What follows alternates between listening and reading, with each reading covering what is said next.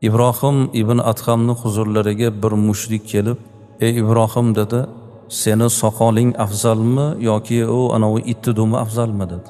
Haqorat gapda, to'g'rimi? Ulug'larni javobi ham ulug' bo'ladi, o'zini bosadi.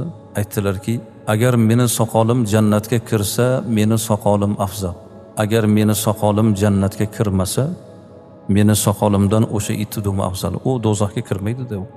Uyiga bordi haligi odam. O'ylandi. Men bunga beodoblik qilib uni g'azabini qo'zg'amoqchi bo'ldim, lekin u g'azablanmadi. Menga qattiq gapirmadi ham, meni haqorat qilmadi. Men unga nodonlik qildim, u menga nodonlik qilmadi. Muhammadning dini bu islom shunchalar axloq dini ekan deb tavba qilib Hazratning huzuriga kelib, kechirim so'rab iymonga kelib musulmon bo'ldi. Bir musulmonning musulmon bo'lishiga, iymon halqasiga kirishiga nima sabab bo'ldi? Go'zal axloq. Allohni suygan bandalari qila oladigan fazilat.